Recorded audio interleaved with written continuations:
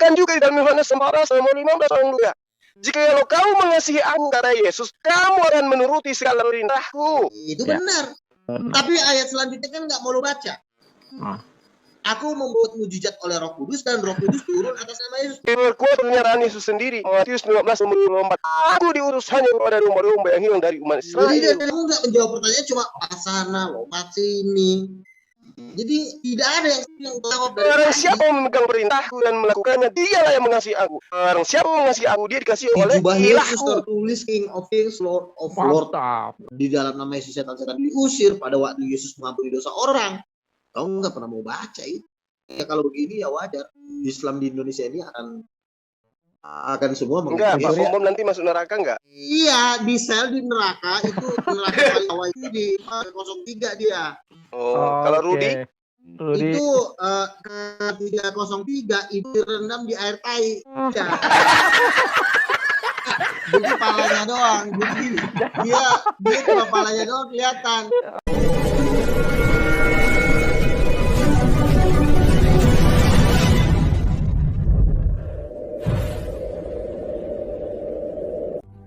Jangan lupa klik subscribe, like, dan lonceng notifikasi. Amanu kunu ansarallah. Kama qala Isa bin Maryam lil hawariyin. Man ansari ilallah. Man ansari ilallah. Ya. Murid-muridnya yang setia kemudian menjawab, nahnu ansarullah fa'amana ta'ifah min bani Israel. Wa kafara ta'ifah. Wa ayyadnahu allazi na'amanu ala aduwihim wa aslahu zahirin. Ini jelas ini. Isa datang kepada Bani Israel bertanya kepada mereka, siapa di antara kalian yang mau menolong aku untuk menegakkan ajaran yang diberikan Allah kepadaku, untuk aku sampaikan kepada Bani Israel. Pengikut-pengikutnya pun mengatakan, kamilah yang akan menolong ajaran yang kamu bawa dari Allah. Nah, itu makanya di dalam kitab saudara juga diterangkan kayak begitu. Yohanes 10:27. Aku mengenal domba-dombaku, aku mengenal pengikutku. Mereka mendengarkan suaraku dan mereka mengikuti aku. Itu fakta. Jangan dibilang saya itu membual, itu ada di dalam kitab saudara. Bahkan indikasi kuatnya apa yang diterangkan dalam surah As-Saff itu juga diterangkan dalam Matius 10:5-6. 12 murid itu dipesan oleh Yesus, wahai kalian, jangan kamu menyimpang ke jalan bangsa lain untuk masuk ke dalam orang Samaria, melainkan pergilah kepada domba-domba yang hilang dari Bani Israel. Lalu kemudian diterangkan juga di dalam Yohanes 14:15 juga. Jikalau kamu mengasihi aku, kata Yesus, kamu akan menuruti segala perintahku. Ini pembuktian bahwa Yesus itu punya penolong untuk menegakkan hukum yang dibawa, yang dimana hukum-hukum ini adalah merupakan tanda, mujizat, dan kekuatan dari Tuhannya. Kita nggak bisa apa-apa, Bang Luga. Darah ini sudah terlalu hebat untuk kita ingkari. Di dalam kitab saudara, di Yohanes pun dikatakan, barang siapa yang memegang perintahku dan melakukannya, dialah yang mengasihi aku. Barang siapa yang mengasihi aku, dia dikasihi oleh Ilahku. Dan aku pun akan mengasihi dia dan akan menyerahkan diriku kepadanya. Ini pembuktian Al-Quran itu sangat akurat pemberitaannya. Kitab Anda, meskipun cuma terjemah, indikasi kuatnya itu menopang apa yang kami imani. Karena itu saya buka pintu, mari yuk sejalan dengan Yesus sebagai jalan, sebagai kebenaran dan hidup. Nggak ada kehidupan kalau tidak menjadikan Yesus itu sebagai jalan menuju kepada Allah. Gitu Bang Luga. Sadarlah. Apa yang Anda katakan tadi itu sebenarnya nggak ada salahnya. Kalau nggak ada salahnya, gitu nggak ada salahnya gitu dong ya. Nggak ada salahnya, betul.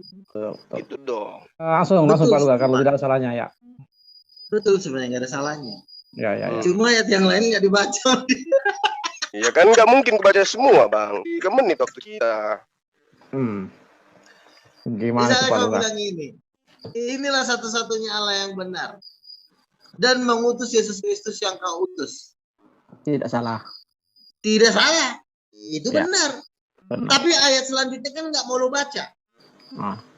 Aku membuat mujizat oleh Roh Kudus dan Roh Kudus turun atas nama Yesus. Lo ngomong khotbahin itu. Lo khotbahin itu masuk Kristen semua. Orang Islam 270 juta rakyat Indonesia masuk Kristen semua. Lo mengkhotbahkan setengah dari ucapan Yesus. Sembahlah satu-satunya Allah yang benar. Dia adalah Allah yang Esa. dan Yesus Kristus yang kau utus. Itu memang ucapan Yesus. Tapi ucapan Yesus selanjutnya lo nggak mengkhotbah. Di situ letaknya 378-nya di situ. Pada waktu lo tidak mengkhotbahkan ayat yang lain yang adalah ucapan Yesus, lo masuk pasal penipuan. Sengaja lo nggak lo khotbahin, itu sebenarnya masuk penipuan itu sebenarnya. Karena kalau kita membacakan ucapan Yesus separoh dan tidak mau membacakan ayat selanjutnya, itu masuk pasal penipuan. Tapi kalau lo jujur, Yesus berkata sembahlah satu-satunya Allah yang benar dan Yesus Kristus yang kau utus. Betul, Yesus diutus. Diutus sebagai apa? Sebagai anak tunggal. Dan ada roh Allah turun seperti burung merpati dari atas. Dan roh Allah itu turun atas nama Yesus. Makanya setan-setan diusir oleh kuasa roh Allah. Karena dalam nama Yesus roh Allah diutus, berarti di dalam nama Yesus setan-setan diusir. Lo nggak ngomong kayak gitu, itu juga ucapan Yesus. Karena lo tidak membacakan itu, masuk lo. Satu sel sama Verdi Sambo. Jadi berdebat itu begitu bro. Ya, terlalu gampang lo malam ini cuma. Terlalu gampang lo gue kalahin. Ya, jujur. Lo nggak ada sama sekali perlawanan. Ya tapi karena lo kawan gue, nggak tega gue pukulin lo sampai hancur-hancur. Mungkin lo secara fisik mungkin lo guru karate, tapi kalau secara otak gue yang guru karatenya, lo murid gue. Terlalu gampang gitu. Menjelaskan, membantah Yesus itu, lo baca ucapan Yesus betul, tapi ayat yang selanjutnya nggak lo baca. Yesus berkata minumlah darahku, inilah darah perjanjian, nggak perlu baca. Ayat-ayat yang menunjukkan ketuhanan Yesus sengaja nggak lo baca. Yang lo baca cuma ayat-ayat yang mirip-mirip dengan Quran lo, itu aja yang lo baca dari zaman ke zaman, dari tahun ke tahun, dari abad ke abad. Tapi cuma ngegeser satu ayat ke bawah aja lo nggak mau, karena di situ udah ada di situ. Tapi kalau lo berani membacakan seluruh ayat, lo bacain ke orang Islam, gue yakin murtad semua orang Islam. Dan gue juga percaya, gue akan sering bikin debat seperti ini. Gue yakin 270 juta Indonesia ini akan menyembah Yesus. Bukan cuma Indonesia ini, Arab juga. Kalau cara debat lo kayak begini terlalu gampang. Masa gue disuruh ngelawan orang kayak begini? Nggak ada yang lebih serem. Ya ampun. Nggak ada perlawanan sama sekali. Terima kasih Pak Ya Luga. sama sekali nggak ada perlawanan. Makanya Pak Luga mengatakan tidak ada perlawanan, tapi Pak Luga melawan kitabnya terus. Bagaimana ini? Ancamannya Kareng. Ya silakan. Lo nggak debat tapi lama-lama Ancamannya. ya debat tapi nyeletuk, diam aja lu. Oke, lanjut Pak Luga. Oke. Mantap Luga. Santai Bang Juma, itu cuma Ya, ini ya. oke. Jadi gini Bang. Dalam debat Jadi gini. bergaji. Ya, jadi kalau Anda gengsi atau alergi terhadap ayat suci Al-Quran ataupun data tentang Yesus dalam kitab saudara, coba kita lihat, saya kasih data yang netral ya. Di dalam Wahyu 3 nomor 13 misalnya, atau Wahyu 2 nomor 13. Aku tahu di mana engkau diam, yaitu di sana, di tempat tahta iblis. Dan engkau berpegang kepada namaku, dan engkau tidak menyangkal imanmu kepadaku. Juga tidak pada zaman Antipas, saksiku yang setia kepadaku, yang dibunuh di hadapan kamu, di mana iblis itu diam. Nah, Anda harus tahu bahwa pendiri agama saudara Paulus itu membunuh orang yang setia pada Yesus, yaitu Stefanus, di zaman Herodes Antipas. Dan dia tidak menyangkal imannya bahwa Yesus itu ya, adalah Tuhan, walau dia dipenggal sekalipun. Ini nubuatan di dalam kitab saudara, dan itulah yang Anda imani sekarang. Itu perkataan-perkataan tentang Yesus Tuhan, bermujizat dan seterusnya Anda dapat dari nukilan daripada Paulus yang menggenapi Wahyu 2 nomor 13. Kenapa saya katakan begitu Bang Luga? Al-Quran diimani oleh umat Islam menerangkan sosok yang datang kepada Bani Israel, mengajarkan Bani Israel menyembah hanya kepada Allah. Kami sebut Nabi Isa, dan dia memang benar-benar adalah Nabi. Didukung oleh kitab Anda, Matius 13 nomor 57. Lalu mereka kecewa dan menolak dia. Maka Yesus berkata kepada mereka, seorang nabi dihormati di mana-mana kecuali di tempat asalnya sendiri dan di rumahnya. Makanya Yesus itu ditolak di Bani Israel.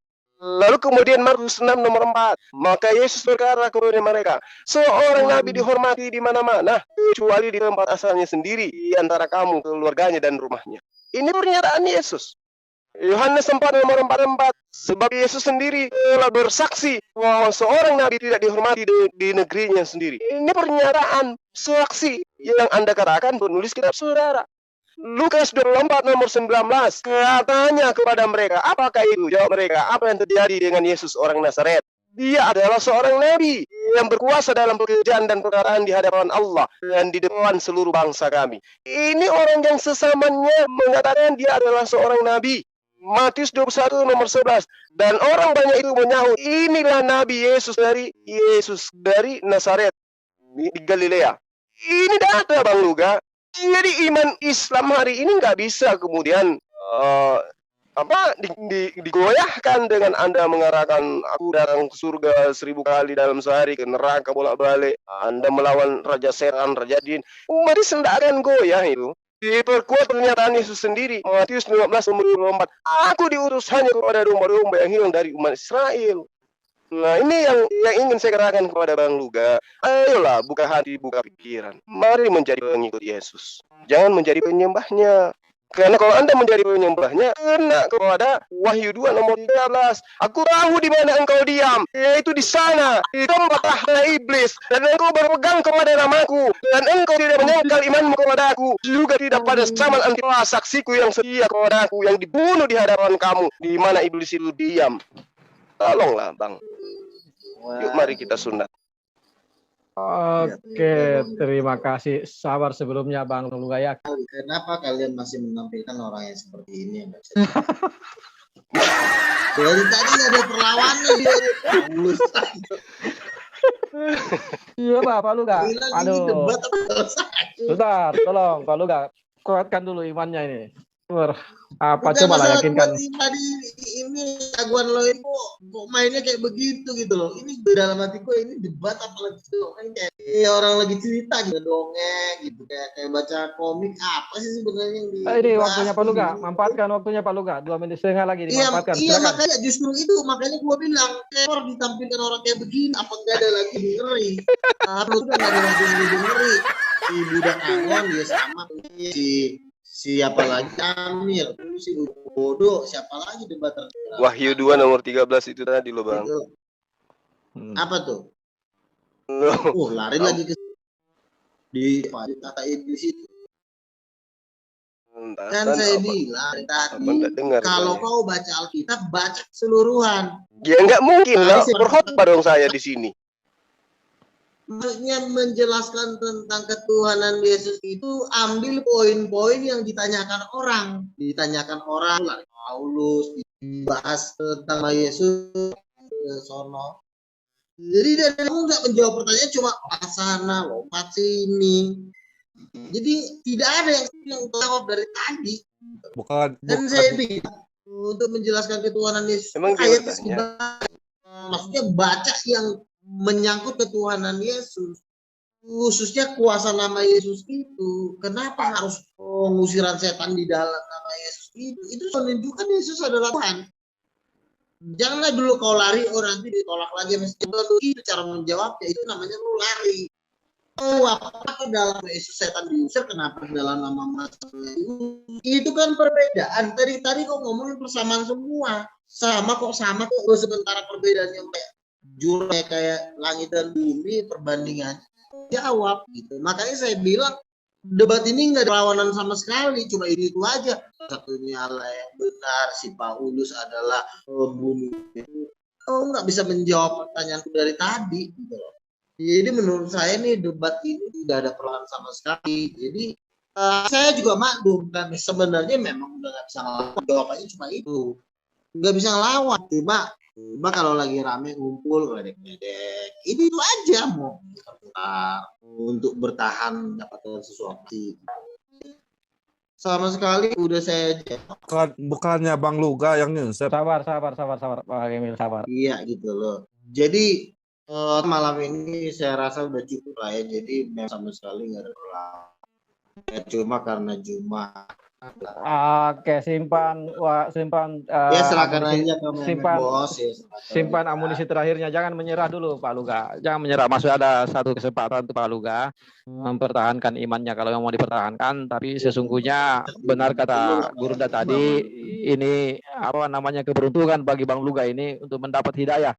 Karena sebenarnya amunisi ini dipersiapkan tadi untuk EPC, tapi ada Bang Luga ke sini, ya sudahlah. Ini keberuntungan bagi Bang Luga. Silakan satu sesi lagi ini baru masuk ke closing statement. Setelah itu maju nanti bos ya. Oke. Silakan Gurunda. Iya, jadi gini loh Bang Luga. Saya menghargai upaya Anda untuk kemudian mematikan akal sehat orang-orang yang mendengarkan khotbah saudara. Saya hargai itu adalah salah satu upaya untuk bisa mempertahankan hidup di tengah-tengah sulitnya ekonomi saat sekarang, ya kan? Nah, tapi Lu membalikin fakta lo, gua aja baru dapat call kok. ya udah, tapi apapun yang terjadi kemudian, Ini lo Anda nggak menuhankan lihat Yesus karena dia membangkitkan orang mati. Apa dia diberi kuasa untuk memberi hidup yang kekal.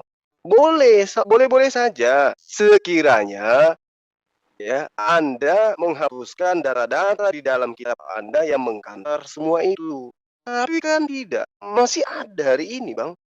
Yohanes 5 nomor 36.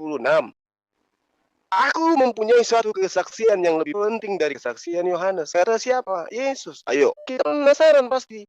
Apa kesaksian Yesus ini sebenarnya? Apakah setara dengan kesaksian Bang Luga malam ini? Coba kita lihat. Apa kesaksianku itu? Yaitu segala pekerjaan yang diserahkan Bapa kepadaku supaya aku melaksanakannya. Pekerjaan itu juga yang kukerjakan sekarang, dan itulah yang memberi kesaksian tentang aku. Bahwa akulah Tuhan. Oh tidak. Bahwa akulah pencipta. Oh bukan. Bahwa akulah raja segala raja. Oh juga bukan. Bahwa Bapa yang mengutus aku. Ternyata bahwa aku ini adalah Rasulullah. Aku ini utusan Allah. Jadi kesaksian Yesus itu berbeda dengan kesaksian Bang Luga. Bang Luga mempersaksikan Yesus adalah Tuhan yang datang dalam rupa manusia karena di pahanya ada tato. Bukan begitu Bang Luga. Yang ada kesaksian Yesus tentang dirinya, itu yang harus didengar.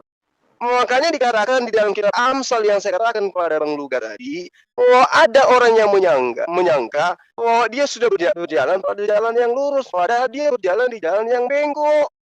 Itu yang perlu Bang Luga pahami. Amsal 16:25. Ada jalan yang disangka lurus, tetapi ujungnya adalah maut. Siapa jalan yang lurus, yang bengkok itu, yang disangka lurus itu, ujungnya maut itu? Jalan Bang Luga. Apa pembuktiannya? Karena kesaksian Yesus terhadap mujizat-mujizat itu, endingnya adalah sebagai utusan Tuhan, bukan sebagai Tuhan itu sendiri. Jadi Anda salah menafsirkan mujizat yang dilakukan oleh Yesus. Makanya umat Islam itu tidak mudah untuk kemudian mengikuti Anda.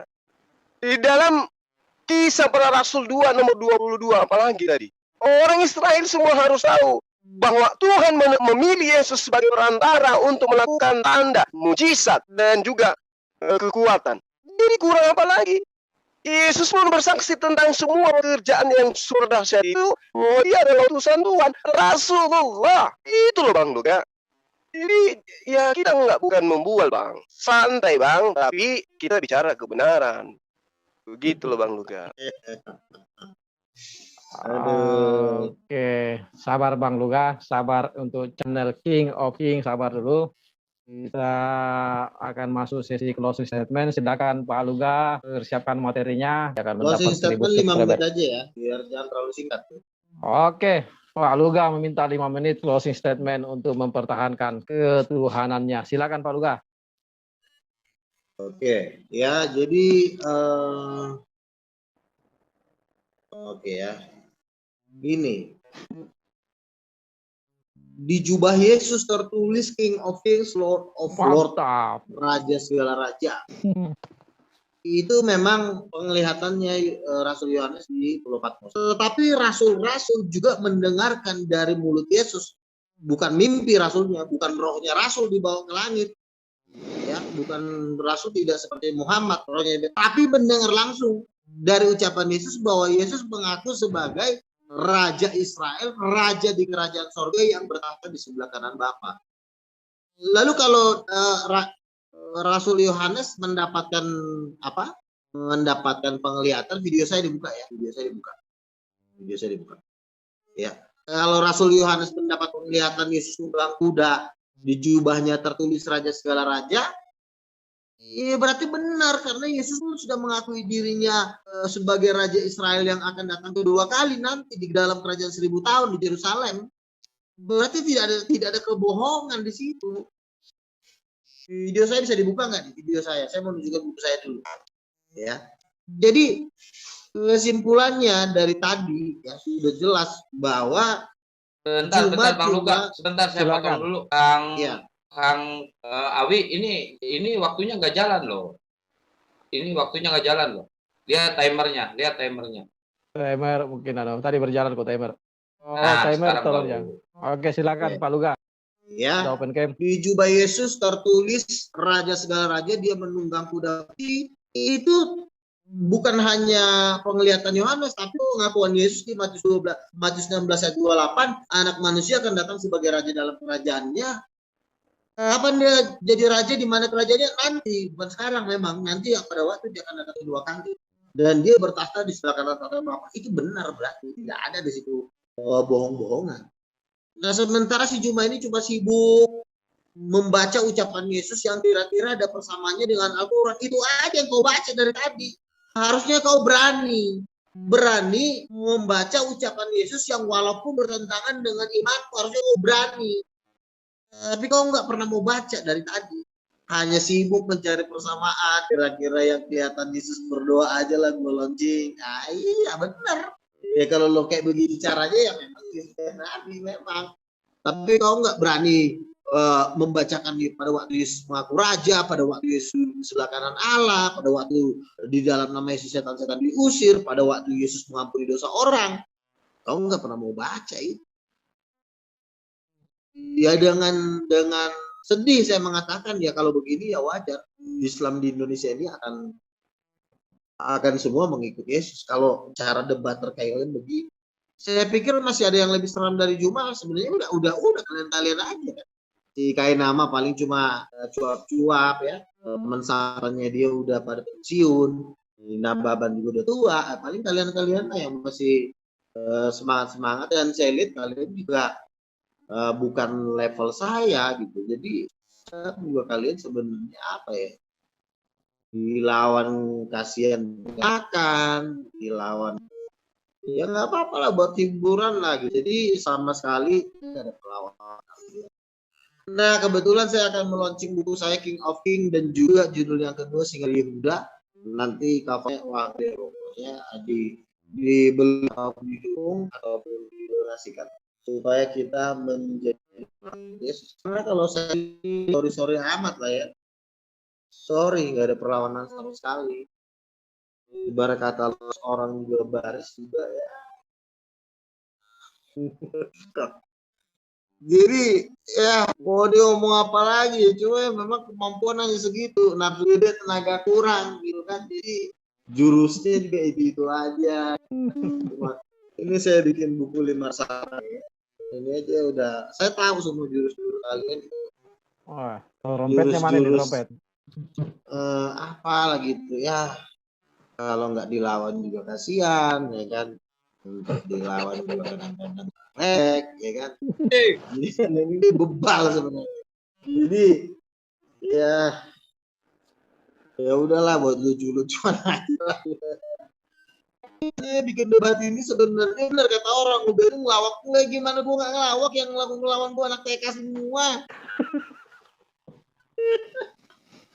Jadi kalau gue nanti bikin debat akbar itu pasti banyak itu banget ketawa-ketawa semua deh. Nggak perlu lagi pegang Bobono begini, apaan sih gitu loh. Kecuali dulu kan, bang gitu. Sekarang mah apaan coba? Udah memberikan saya hikmat, kata Tuhan, aduh terlalu kecil itu. Udah cepet dong, waktunya udah habis nih. Ya memang iba begini. Belum habis waktunya, belum habis. Biar aja. Tertawa tuh sampai gimana, lawan gue juga nggak ada. Cuma dan kawan-kawan semangat nggak ada dianya, nggak ada sebenarnya. Cuma ya gue ngomong sama tembok aja. Kalau dikasih sesi TikTok habis juga lo. Gue bilang, udah mending lu kembali ke habitat lu.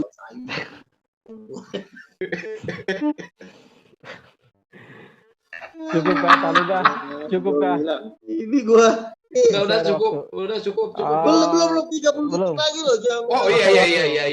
Jangan dipotong. Ngaco lo. Kuku gua di support. Luga.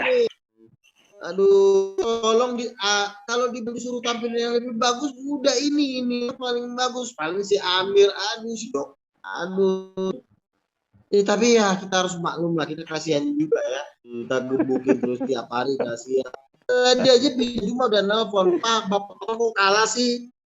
Nggak kayak biasanya deh. Itu bininya di Jumat ada teriak-teriak nih, cuma mau diapain? Gua nggak tega, udah gua ajar aja. Akhirnya meninggal. Malu sedikit lah Luga.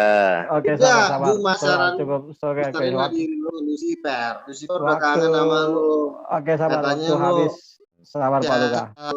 Neraka yang kosong itu nanti tempatnya masih di sebelah. Oke, cukup Pak Luga. Terima kasih Pak Luga sudah menyadari bahwa ini di sini cuma sebagai melawak saja ya. Oke. Sayur. Tidak anggap pelawak memang. Bang Luga, Pak Bom itu masuk neraka nggak nanti Bang? Hah? Pak Bom. Dia di 304. Rugi 305. Jumat 309. Enggak, Pak Bom nanti masuk neraka nggak? Iya, di sel di neraka itu neraka paling bawah itu di 03 dia. Kalau Rudi? Itu ke 303 itu direndam di air tai. Ya. Jadi kepalanya doang. Jadi dia cuma kepalanya doang kelihatan. Ya, tapi kan setidaknya kan masih bisa kelihatan kepala. Itu waktu istirahat doang itu. Kalau bom tidak kelihatan. Kalau bom tidak kelihatan kepalanya. Kalau bom kan ibarat katakan dia direndam di air tai masih kelihatan. Masih kelihatan. Istirahatnya doang. Setahun. Oke, luar biasa ya Pak Luga ya. Pak Bom di neraka direndam air tai, kelihatan kepalanya doang. Kalau Rudi Yohanes juga direndam di air tai juga. Silakan Gurunda, kita kasih pencerahan, semoga mendapat hidayah Pak Luga ini. Silakan. Bismillahirrahmanirrahim. Kita serahin lah ibarat kata lah buat teman ambil ruang dapur lah, bininya udah marah dari tadi. Papa kok kalah ini? Bagian Gurunda juga. Sudah, cukup. Silakan. Jangan potong. Baik. Jadi kalau di dalam Al-Qur'anul Karim itu keluarga daripada Nabi Isa alaihissalam itu semuanya disucikan oleh Allah. Jadi mulai dari keluarga Imran, ya itu semuanya itu disucikan oleh Allah, dibersihkan dari fitnahan-fitnahan yang dinisbahkan kepada dia dari orang-orang terdahulu. Al-Quran menerangkan begini, Bismillahirrahmanirrahim. Wa iz qalatil malaikatu ya Maryam innallaha astafa wa tahharik. Ya, wastafak ala nisa'il alamin. Subhanallah. Ingatlah ketika malaikat itu berkata kepada Maryam, wahai Maryam, sesungguhnya Allah telah memilihmu, mensucikanmu, melebihkanmu di atas segala perempuan di seluruh alam semesta ini. Al-Quran loh. Tapi kedudukannya kemudian tidak dijadikan sebagai ibu Tuhan. Saking sucinya orang ini jadi tidak kemudian dinodai dengan predikat-predikat yang irasional. Lalu kemudian Al-Quran juga menerangkan dalam surah Ali Imran ayat 46. Yukallimuhun nas fil mahdi wa kahlan wa minas solihin. Dan Isa alaihissalam berbicara dengan manusia ya, sewaktu dalam buaian dan ketika sudah dewasa. Dan dia termasuk di antara orang-orang yang soleh.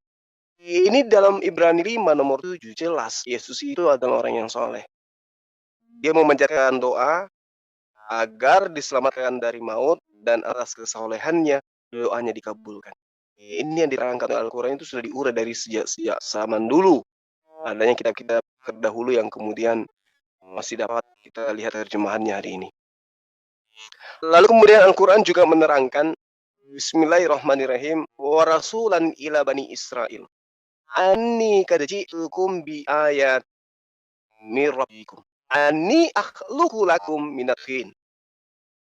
Nah, ini jelas sekali, aku datang kepada kamu dengan sebuah tanda dari Tuhanmu, yaitu aku membuatkan bagimu dari tanah berbentuk burung, lalu aku meniupnya, maka burung ini hidup dengan izin Allah. Ini yang diterangkan oleh Al-Quran. Jadi ibunya adalah wanita yang hebat. Dia pun adalah laki-laki yang suci, laki-laki yang hebat. Dikatakan dalam surah Maryam ayat 19. Bismillahirrahmanirrahim. Qala innama ana rasulu rabbi liahabi laki gulaman zakiyah. Bahwa Isa, manusia yang kau lahirkan kala itu adalah utusan Allah, Rasulullah, untuk menyampaikan untuk mengarahkan kepada Bani Israel untuk menyembah kepada diri Allah, bukan kepada dirinya, sehingga dia dikatakan sebagai manusia yang suci, manusia yang tak ternoda. Berbeda dengan apa yang kemudian terjadi dalam kitabnya teman Kristen. Coba kita lihat di dalam Matius 8 misalnya. Di situ diterangkan begini. Tidak jauh dari mereka itu sejumlah besar babi sedang mencari makan. Maka setan-setan itu meminta kepada Yesus, jika engkau mengusir kami karena setan itu, suruhlah kami pindah ke dalam kawanan babi itu. Yesus berkata kepada mereka, wahai iblis, pergilah. Lalu keluarlah mereka dan masuk ke dalam babi-babi itu. Maka terjunlah seluruh kawanan babi itu dari tepi jurang ke dalam danau dan mati di dalam air. Maka apa yang terjadi? Larilah penggembala babi itu. Nah, ini perbuatan tercela. Karena demi mengikuti keinginan iblis, gembala-gembala yang kesusahan susah payah mereka memelihara binatang ternak mereka harus kehilangan babi-babi ini demi Yesus mendengarkan perintah iblis. Perintahkan kami untuk masuk ke dalam babi-babi itu. Yesus kemudian melakukan. Kasihan penggembala. Ini juga dia tidak minta. Boleh nggak saya menggunakan babi-babi kalian? Orang udah capek-capek menggembalakan kok mati seketika karena ulahnya. Ini indikasi bahwa bertentangan dengan apa yang diterangkan Al-Quran. Nabi Isa itu adalah laki-laki yang suci. Dia dilindungi dari segala kemaksiatan. Tapi kedudukannya tetap aja Nabi, tetap aja Rasul yang diutus oleh Allah untuk menyampaikan, untuk memperlihatkan bahwa Allah jauh lebih kuasa daripada orang-orang yang mereka sucikan, yang rahib-rahib yang mereka katakan sebagai orang yang baik, orang yang benar, memiliki kekuatan mujizat. Zaman itu kan zaman di mana ilmu kedokteran itu sangat canggih, ya. Mujizat itu banyak. Kemudian Allah mempertunjukkan kepada mereka, ini loh aku mampu membuat wanita yang tanpa suami pun bisa lahir, bisa melahirkan seorang manusia. Allah berikan itu, tapi bukan mereka justru beriman, justru semakin ingkar. Nah, ini yang perlu saudara Luga pahami, bahwa Al-Quran mensucikan Nabi Isa alaihissalam, sementara kitab Anda itu mengatakan sesuatu yang indikasinya menghinakan Yesus itu sendiri. Apalagi mengangkatnya Tuhan, itu adalah penghinaan yang sangat luar biasa terhadap Yesus. Saya kira demikian teman-teman. Terima kasih. Oke, terima kasih Gurunda. Demikian ya closing statement dari kedua narasumber. Untuk sesi ini kita